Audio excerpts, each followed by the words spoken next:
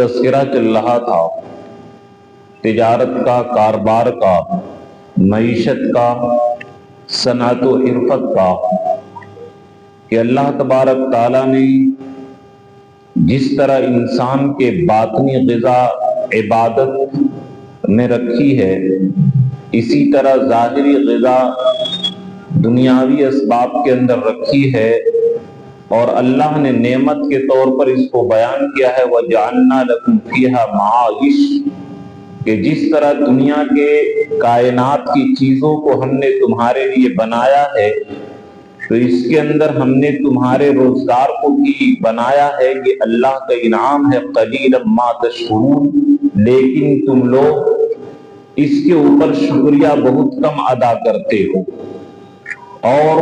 انبیاء علیہ السلام بھی، حضرت آدم علیہ السلام کھیتی باڑی کو، اور حضرت نوح علیہ السلام بڑھئی کے کام کو، حضرت ابراہیم علیہ السلام کھیتی باڑی کو،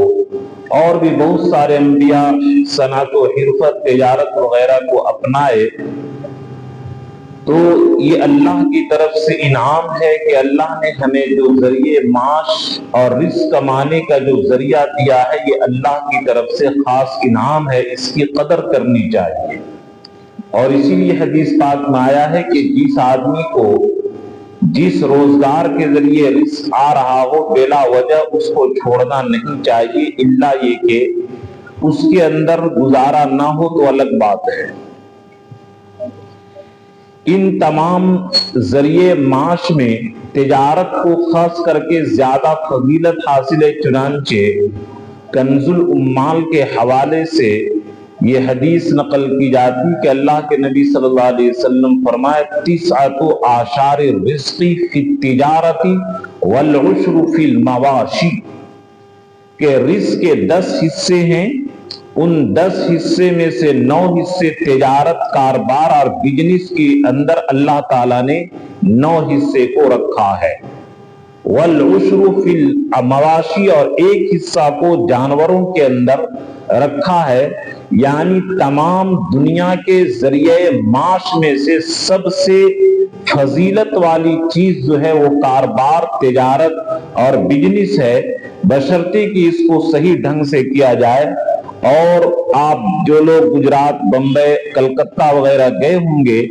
وہ دیکھے ہوں گے کہ مسلمانوں کے خاص کر کے جو اس زمانے کے اندر چونکہ حکومت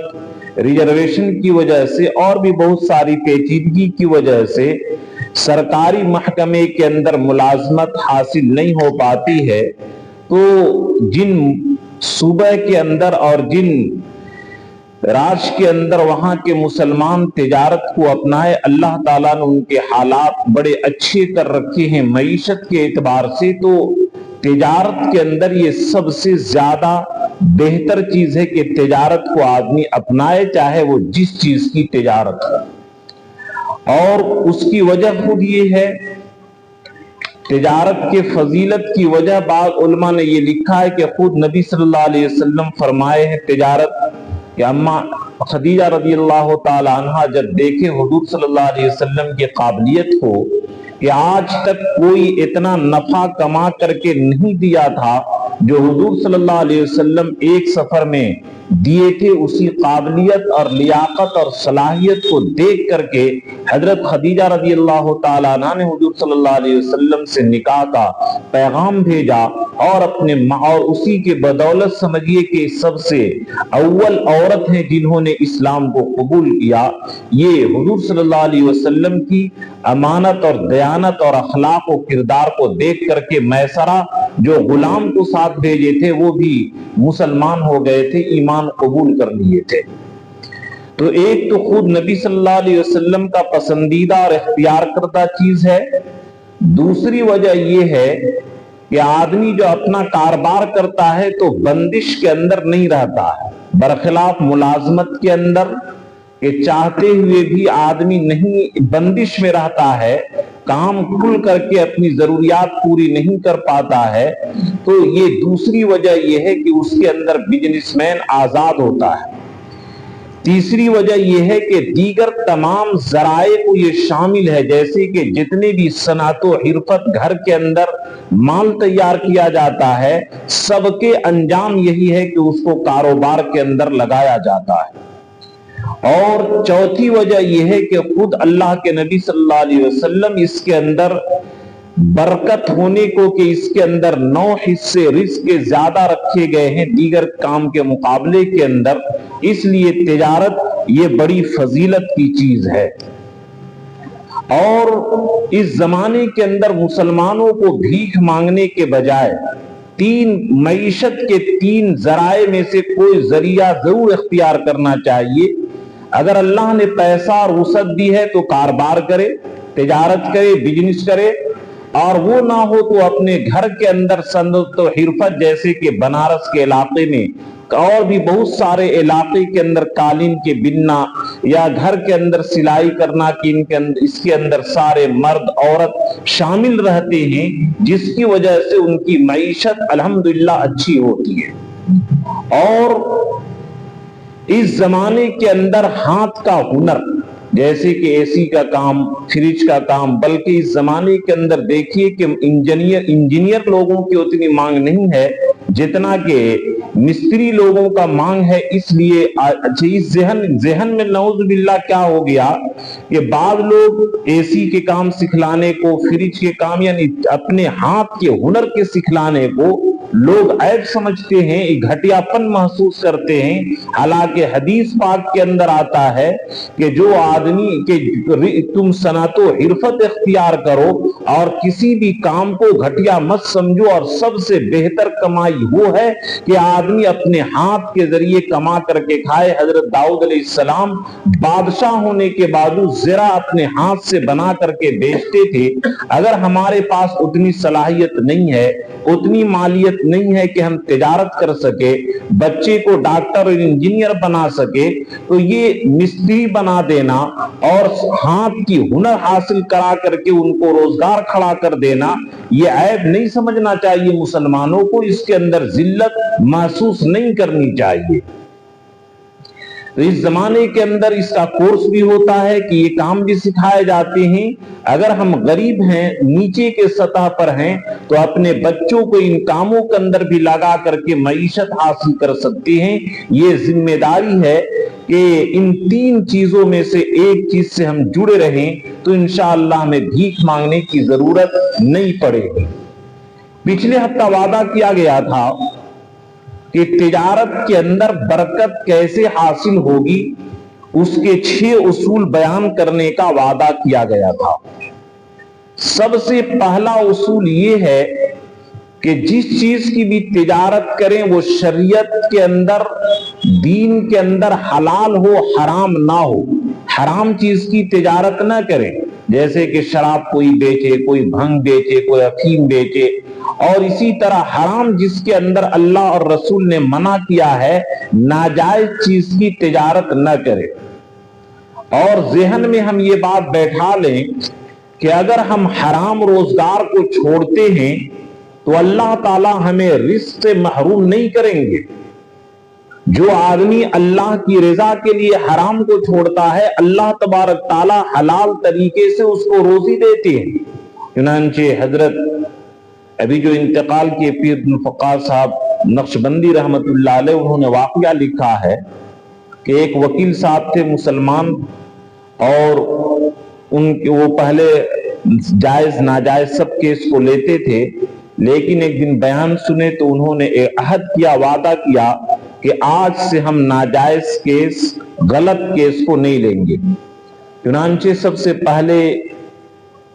آدمی کیس لے کر کے آتا تھا، دریافت کرتے تھے کہ تم صحیح ہو یا غلط ہو، وہ کہتا کہ ہم غلط پر ہیں، ہم ظالم ہیں، تو کیس نہیں لیتے۔ یہاں تک کہ بیوی بچے تانے دینے لگے کہ تم تقوی بگھار رہے ہو، یہاں گھر کے اندر فاقے پڑ رہے ہیں، تم تقوی بگھار رہے ہو۔ انہوں نے کہا کہ ضرور اللہ تعالیٰ ہمیں راستہ دیں گے، اس لیے گھبراؤ مت۔ چنانچہ 1 سال تک ان کے پاس کوئی کیس نہیں آیا۔ جج بھی ادھر پریشان کہ یہ کیس لے کر کے کیوں نہیں آتا ہے، لیکن 1 سال کے بعد صحیح کیس لے کر کے آئے تو جج کو یقین ہو گیا کہ جب یہ آدمی अपना अहद किया है कि हम नाजायज केस नहीं लेंगे। अब जितने भी जायज और हलाल के सही केस होते थे उसका केस वो वकील ले लेता था, और जज जैसे ही देखता था कि ये वकील केस लेकर के आया है उसकी डिग्री दे देते थे, जीत का फैसला दे देते थे। अब उसके पास ग्राहकों की भीड़ लग गई और रिस्क जितना पिछला नुकसान हुआ था उससे ज्यादा अल्लाह ताला दे दिया। तो ये जहन में रखिए कि हराम छोड़ने की वजह से, नाजायज छोड़ने की वजह से अल्लाह ताला हमें रिस्क से महरूम नहीं कर सकते। दूसरा वाकया बयान किया गया है दमिश्क के अंदर के एक तालिब, पहले जमाने के अंदर तो चूंकि खाने पीने के इस जमाने के मदरसे जैसे इंतजाम नहीं होते थे, आदमी को खुद पढ़ने वाले को अपना इंतजाम करना पड़ता था। पहले जमाने के अंदर एक आदमी, एक तालिब इल्म हासिल कर रहा था और भूख इतनी तेज लगी जोर से कि जान बचाने के लिए हराम खाने की इजाजत जो होती है उस नौबत पर भूख उसकी इस हालत पर और इस कैटेगरी के ऊपर पहुंच गई थी। बगल में उसने देखा कि घर खुला हुआ है, वहां जाकर के हाथ लगाया खाने को, यहां तक के दांत भी लगा दिया कि हम इतना पेट भर ले कि जिससे हमारी जान बच जाए, लेकिन उसको गैरत गवारा नहीं की कि हम दीन का इल्म हासिल करते और हराम खाएं। चुनांचे वापस आ गया और जैसे ही सबक और क्लास में आया बेहोश होकर के गिर पड़ा। और इधर वो औरत जिसके यहाँ ये चोरी करने गया था वो आई अपने चचे के साथ और उस्ताद से कहलवाई कि हमारा कोई वारिस नहीं है, ये घर का मालिक हम हैं, कोई ऐसा लड़का दे दिए कि जिससे निकाह कर लें, ये घर भी उसको मिल जाएगा। चुनांचे उस्ताद ने कहा कि तुम निकाह करोगे? उन्होंने कहा कि मेरे पास तो खाने के लिए नहीं है, फाके पड़ रहे हैं। उसने कहा खाने का और घर का सोचना नहीं है, वरासत में ये सब कुछ मिल जाएगी। चुनांचे मुख्तसर में अर्ज करता हूं कि फिर अल्लाह ताला ने बैगन भी वो दिया और बैगन भी उसको एक इनायत फरमा दी। तो हलाल के अंदर ये चीज होती है कि निकाह भी हो गया और घर का वो मालिक हो गया। और खाने के लिए जैसी औरत लाई तो कही कि वो औरत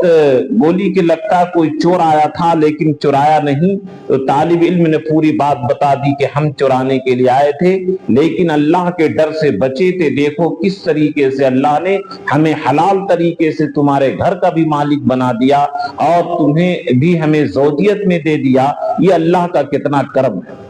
तो पहला उसूल ये है कि वो हराम और नाजायज काम से के एतबार से वो तिजारत ना हो, बल्कि वो तिजारत हलाल हो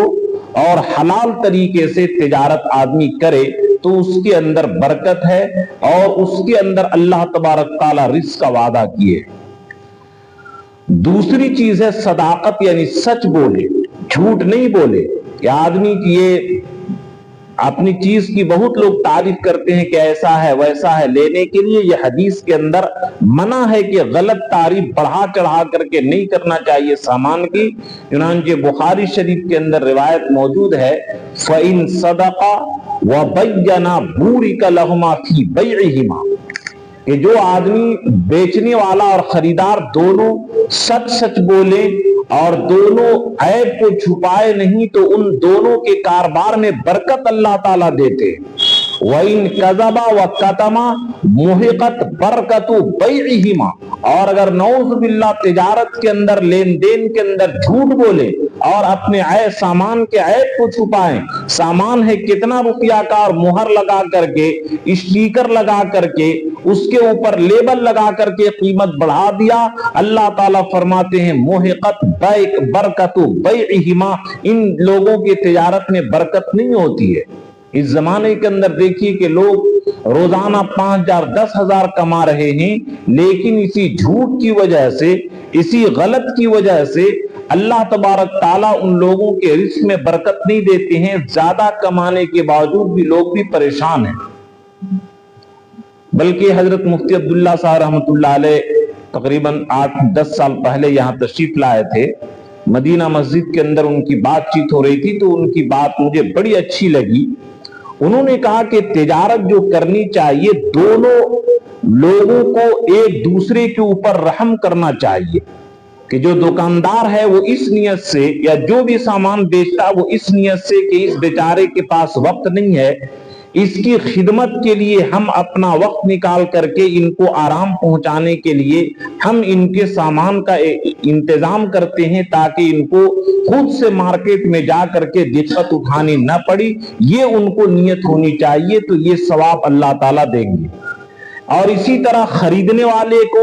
یہ زیادہ ان کو پریشر نہیں ڈالنا چاہیے کہ اور کم کیجیے اور کم کیجیے، بلکہ ان کو احسان ماننا چاہیے کہ ہم خود سے جا کر کے لاتے، میرا کتنا وقت برباد ہوتا، کرایہ خرچ ہوتا، ہم ہو سکتا ٹھگے جاتے، لیکن یہ دکاندار ہمیں لا کر کے دے رہا ہے، اس کا احسان ہے، اس کے اوپر گلا دبانے کی کوشش نہ کرے۔ لیکن ہر آدمی ایک دوسرے کے کاٹنے کے چکر میں ہے کہ دھوکہ دے کر کے اس سے زیادہ سامان کاٹ لے، زیادہ پیسہ لے، اور یہ چاہتا ہے کہ اس کے گلا دبا کر کے کم پیسہ دیں، اس لیے اس زمانے کے اندر تجارت میں برکت نہیں ہو پاتی ہے۔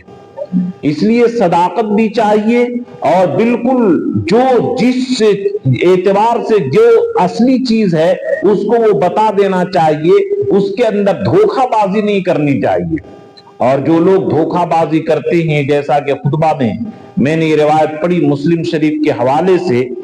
کہ ثلاثۃ لا یکلمہم اللہ یوم القیامۃ ولا ينظر الیہم ولا یزکیہم ولہم عذاب الیم، کہ قیامت کے دن بعض لوگ تین لوگ ایسے ہوں گے کہ اللہ تعالیٰ نظر رحمت بھی نہیں کریں گے، نرمی سے ان سے بات بھی نہیں کریں گے، ان کے گناہوں کو معاف بھی نہیں کریں گے، اور ایسے لوگوں کے لیے دردناک عذاب اللہ تعالیٰ تیار کر رکھے ہوں گے۔ راوی حدیث حضرت ابو ذر فرماتے ہیں خابوا وخسروا من ہم یا رسول اللہ، یہ کون لوگ ہیں؟ یہ لوگ تو ہلاک اور برباد ہو گئے، یہ کون لوگ ہیں؟ اللہ کے نبی فرمایا المسبل، ان میں سے ایک مرد ہو کر کے لنگی، پائجامہ، پینٹ، جینس یا جو بھی چیز پہنتا ہو اوپر سے آنے والا، جو مرد ٹخنا یعنی جو ہڈی ہے جہاں تک کہ وضو میں دھونا فرض ہے، اس ٹخنا سے نیچے جو آدمی پہنتا ہو اس کو بولتے ہیں المسبل، یہ بمعنی ٹخنے سے نیچے لٹکانے والا مرد ہو کر کے جو لٹکائے، ایسے لوگوں کے لیے دردناک عذاب ہے۔ سوچئے کوئی اس میں مزہ نہیں ہے اس گناہ کے اندر، اور سزا کتنی خطرناک ہے۔ دوسری فرمائے والمنان، احسان جتلانے والا، کوئی آدمی کسی کو کبھی مدد کیا، اس کی حمایت کیا، اور کہتا ہے کہ یار تو بڑا نمک حرام ہے، میں تمہاری بیٹی کے موقع پر اتنا روپیہ دیا تھا، اور میری بیٹی کی شادی ہے تم کچھ نہیں دے رہے ہو، بڑا نمک حرام ہو۔ اس طریقے سے جو بھی احسان جتلائے، احسان جتلانے والے کو بھی اللہ تعالیٰ دردناک عذاب دے گا۔ تیسرا فرمائے والمنفق سلعتہ بالحلف الکاذب، کہ جو آدمی غلط قسم کھا کر کے، جھوٹی قسم کھا کر کے اپنے سامان تجارت کو بیچتا ہو، غلط قسم کھا کر کے، جھوٹی قسم کھا کر کے، ایسے تین لوگوں کو قیامت کے دن دردناک عذاب ہوگا۔ اس لیے عقل مند نہ بنے، بلکہ اللہ کے نبی کے فرمان پر یقین رکھیں کہ صدقہ و بینہ بورک لہما فی بیعہما، کہ اپنے سامان کے عیب کو کھول کر کے بیان کر دے کہ یہ اس کمپنی کا ہے، اس کے اندر یہ خوبی ہے، صاف صاف بیان کر دیں گے، جھوٹ کو بول کر کے نہیں۔ اگرچہ 100 روپیہ 200 کی جگہ 100 ہی کمائے، لیکن اس 100 کے اندر اس کی برکت اللہ تعالیٰ دے گے۔ تو پہلی چیز حرام چیز کی تجارت نہ ہو، دوسری چیز تجارت کے اندر سچ بولے، تیسری چیز امانت اور دیانت ہو، اس کے اندر دھوکہ بازی نہ ہو۔ چنانچہ حدیث پاک کے اندر آتا ہے، مسلم شریف کے اندر موجود ہے کہ ایک مرتبہ بارش ہو گئی، بارش کے موقع کے بعد صحابہ جب منڈی لگائے تو اللہ کے رسول منڈی گئے، اور ایک صحابی سوکھے ہوئے گیہوں کو اوپر رکھے تھے، اور بھیگے ہوئے گیہوں کو نیچے رکھ دیے تھے، اور اللہ کے رسول ایسے ہاتھ مار کر کے دیکھے تو نیچے تر اور اوپر سوکھا۔ تو اللہ کے رسول فرمائے کہ یہ کیا ہے؟ فرمایا کہ اللہ کے نبی بارش ہوئی تھی جس کی وجہ سے گیہوں یہ بھیگ گیا، تو اللہ کے نبی فرمایا کہ تم الٹا کیوں نہیں کیا کہ بھیگا ہوا گیہوں اوپر رکھتا اور سوکھا ہوا گیہوں نیچے رکھتا، اور سنو من غش فلیس منی، کہ جو آدمی دھوکا دے، جو آدمی فراڈ کرے، وہ میری امت میں سے نہیں ہے۔ یعنی مسلمان کا کام ہے ہی نہیں کہ اس طریقے سے دھوکا کرے کہ اسٹیکر لگا دے کسی کمپنی کا اور اندر سے وہ مال کسی کمپنی کا۔ یہی ہوا مطلب کہ اوپر سے سوکھا اور نیچے سے گیلا۔ اللہ کے رسول فرمائے کہ تم نے الٹا کیوں نہیں کر دیا؟ تو اسی لیے کبھی بھی یہ پہلی چیز کہ حرام نہ ہو، دوسری چیز کہ اس کے اندر سچ ہو، تیسری کہ دھوکہ بازی اس کے اندر نہ ہو۔ چوتھی چیز جو اللہ کے رسول فرمائے کہ جو بھی آدمی تجارت کرے یا جس لین کی بھی ملازمت کرے اس کے اندر خوش اخلاقی ہو، اچھی اخلاق سے وہ بات کرے۔ چنانچہ اللہ کے نبی فرمائے، بخاری کی روایت ہے، رحم اللہ رجلا اذا باع و اذا اشترى و اذا اقتضى، کہ اللہ تعالیٰ رحم کرے اس آدمی پر جو جب بیچتا ہو تو بھی خوش اخلاقی سے بات کرے، خریدتا ہو تو بھی خوش اخلاقی سے بات کرے، اور اگر ادھار اس کے پاس رہ گیا جب تقاضا کرے پیسے کا تو بھی خوش اخلاقی کا کام کرے۔ ماشاءاللہ اس زمانے کے اندر لوگ اس کے بارے میں بڑے ماہر ہیں کہ گاہکوں کو چائے بھی پلاتے ہیں، گرمی کے دن میں ٹھنڈا بھی پلاتے ہیں۔ یعنی بات جو ہونا چاہیے وہ خوش اخلاقی کے ساتھ ہونی چاہیے، ورنہ ایک آدمی کی دکاندار کی اگر طبیعت ہو کہ گاہکوں پر بھڑکنا، تو سب دوسرے دکاندار دیکھیں، یہ گاہک دیکھیں گے کہ یہ بڑا بدمزاج ہے، تو لوگ ایسے لوگوں کے پاس تجارت کے لیے، علاج کے لیے، کام کے لیے نہیں آتے۔ اس لیے خوش اخلاقی بھی ضروری چیز ہے۔ لیکن یہاں پر میں ایک بات عرض کرنا چاہتا ہوں، یہ جو ہم گاہکوں کے ساتھ خوش اخلاقی کریں گے تو مفاد پرستی کے نیت سے نہیں کہ ہم ان کے ساتھ خوش اخلاقی کریں گے تو ہمارے پاس گاہک بڑھیں گے، اس نیت سے نہیں، بلکہ اس نیت سے ہونی چاہیے کہ اللہ اور رسول کا حکم ہے کہ جب تمہارے پاس خریدنے کے لیے لوگ آئے تو ان کے ساتھ خوش اخلاقی سے بات کرو، ان کے ساتھ بہترین اخلاق کا مظاہرہ کرو، اللہ کے نبی کے حکم کی بنیاد پر اس کو اختیار کریں، ظاہری نفع کے لیے نہیں۔ جیسے قربانی میں ہم قربانی کرتے ہیں اللہ کی رضا کے لیے، گوشت تو مفت میں ملے گا، اسی طریقے سے اللہ کا حکم اور نبی کا حکم سمجھ کر کے ہم یہ خوش اخلاقی اختیار کریں تو گاہک کو خود بخود اللہ تعالیٰ اس کی برکت سے بڑھائیں گے۔ تو یہ چوتھا اصول ہوا۔ پانچواں اصول یہ بیان کیا گیا ہے کہ وقت کی پابندی ہو۔ ایسا نہیں کوئی دکان ہفتہ میں ایک دن کھولے اور 2 دن بند، یا جو بھی ہم کام کرتے ہیں تو مہینہ میں 8-10 دن ایسی گھومنے کے چکر میں بند نہیں۔ پابندی اوقات بھی ضروری ہے، اور مسلمانوں کا ہر کام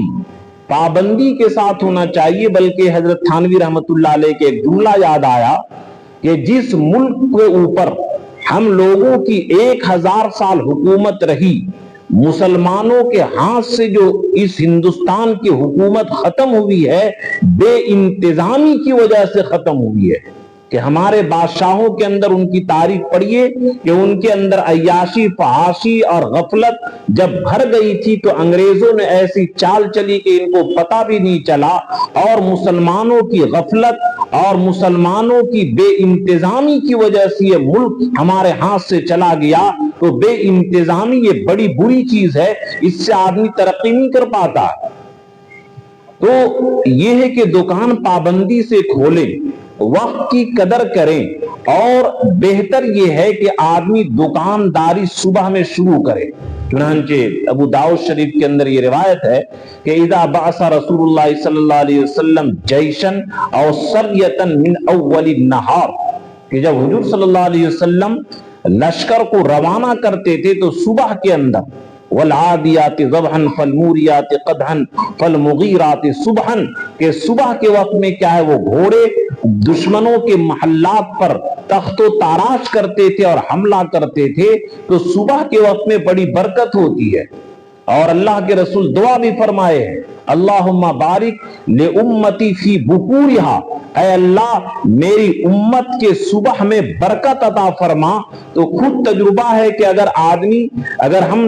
خود اپنی بات بتا رہے ہیں کہ اگر صبح میں جو پڑھنا لکھنا وہ نہ ہو تو اس کی وجہ سے وہ دیر ہوتا پڑھنے میں تو دن بھر کا نظام متاثر ہو جاتا ہے۔ تو اس لیے جو آدمی کا نظام اور سسٹم ہونی چاہیے وہ بالکل چاق و چوبند اور دن کے شروع حصے سے کرنا چاہیے۔ اور حدیث کے مطابق یہ بھی مطالعے کے اندر میں نے ایک ہفتہ قبل پڑھا کہ اللہ تعالی فجر کے وقت سے لے کر کے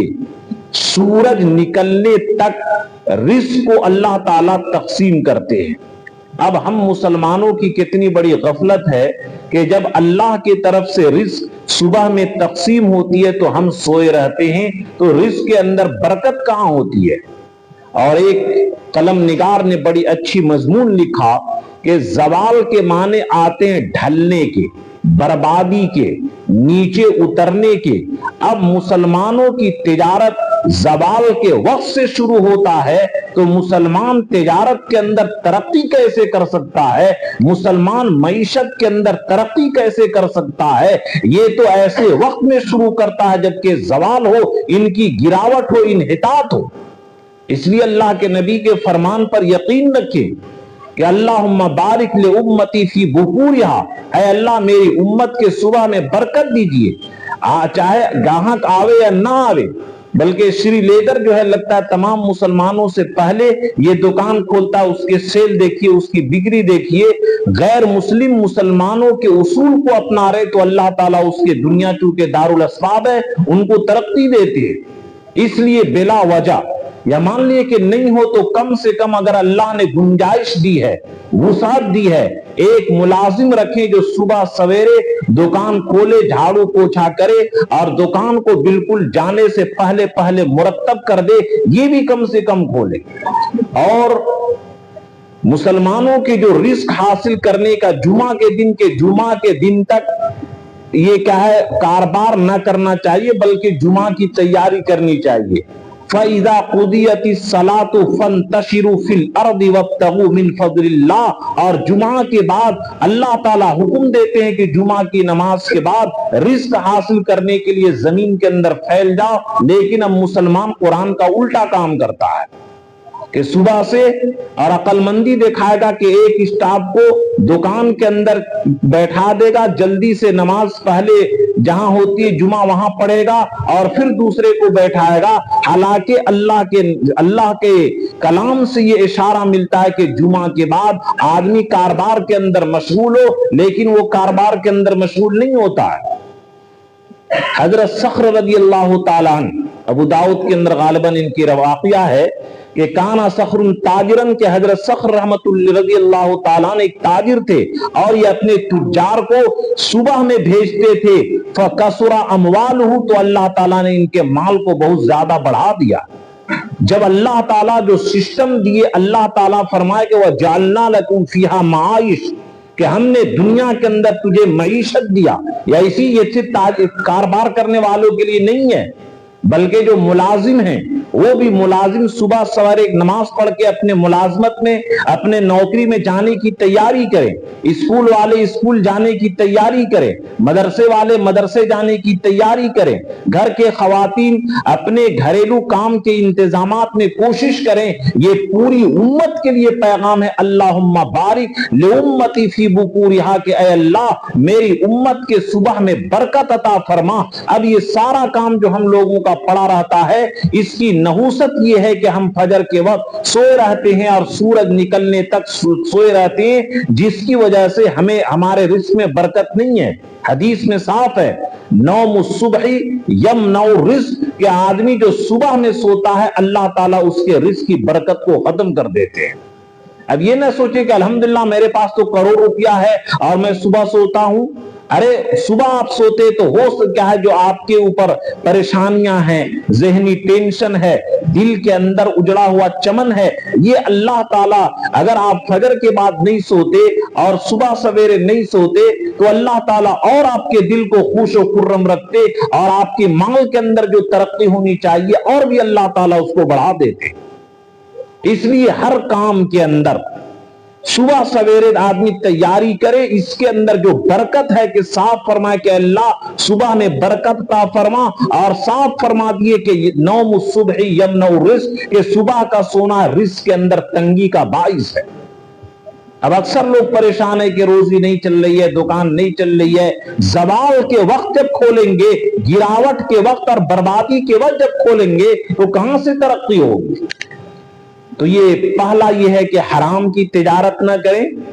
دوسرا یہ کہ سچ بولیں, تیسرا یہ کہ دھوکہ بازی کا معاملہ نہ کریں, چوتھا یہ کہ گاہکوں کے ساتھ, کسٹمر کے ساتھ نرم اخلاقی پیش کریں, اخلاق ان کے سامنے پیش کریں, ان کے ساتھ جھڑکاؤ کا معاملہ نہ کریں, بد اخلاقی کا معاملہ نہ کریں. پانچواں یہ کہ اس کے جو پابندی اوقات کریں کہ بلا مجبوری یہ دکان کو بند نہ کیا کرے. یہ جو گاہک اللہ تعالیٰ بھیجتے یہ نہ بعض دوستوں نے میرے سامنے کہا کہ الحمدللہ میرا ذہن ایسا ہے کہ میں اتنا روپیہ کما لیتا ہوں. میں نے فوراً ان کو ٹوکا کہ یہ جملہ مت بولیے. یہ جو گاہک اللہ تعالیٰ آپ کے پاس بھیجتے ہیں یہ آپ کا اپنا کوئی کمال نہیں ہے, یہ فیصلہ آسمان کے اندر ہوتا ہے. وَرِزْقُكُمْ فِي السَّمَاءِ وَمَا تُوعَدُونَ, کہ تمہارا رزق آسمان کے اندر بھی ہے, آسمان کے اندر ہے, اور جو تم سے وعدہ کیے گئے یہ سارے کے سارے آسمانی فیصلے ہیں. اپنی قوت بازو مت دکھوائیے. چنانچہ بہت سارے انگوٹھا چھیپ جو ارب پتی ہیں اور بڑے بڑے گریجویٹ جو ہے وہ کیا ہے ان کے نوکر اور سر کرتے ان کے آگے پیچھے پھرتے ہیں. یہ اللہ کے معیشت کا نظام ہے, اس کا فیصلہ آسمان سے ہوتا ہے. چنانچہ حضرت مفتی تقی عثمانی اپنے بھائی کے بارے میں واقعہ لکھتے ہیں کہ میرا بھائی محمد ذکی کیفی, کتاب کی ان کی دکان تھی. ایک دن بارش بہت ہوئی, اتنی بارش ہوئی کہ لوگوں کا نکلنا بڑا مشکل ہے. تو انہوں نے سوچا کہ آج تو کوئی گاہک خریدنے کے لیے آئے گا نہیں, لیکن اللہ کا حکم ہے کہ روزی کے تلاش کے لیے نکلو, چلو اللہ کے حکم کے لیے کچھ دیر ہم دکان کھول دیتے ہیں اور جا کر کے تلاوت کر کے بند کر کے آ جائیں گے. چنانچہ یہ تلاوت کرنے کی نیت سے آئے, لیکن فرمائے کہ اس دن بھی لوگ گھٹنے بھر پانی میں آ کر کے میرے سے کتابیں خریدیں. تو میں حیران رہ گیا کہ اور اس دن یقین ہو گیا کہ جو گاہک اللہ تعالیٰ بھیجتے ہیں یہ آسمان کے فیصلے سے اترتے ہیں, آدمی کا اپنا کوئی کمال نہیں ہوتا. اس لیے اللہ کی طرف سے لو لگانا چاہیے کہ اے اللہ آپ نے جو معیشت دی ہے اس کے اندر آپ برکت عطا فرمائیے, اپنی کوئی کمال نہ سمجھے. اور چھٹی چیز جس کو قرآن نے بڑی اہمیت دی ہے کہ اللہ کے ذکر کے ساتھ اور آخرت کے فکر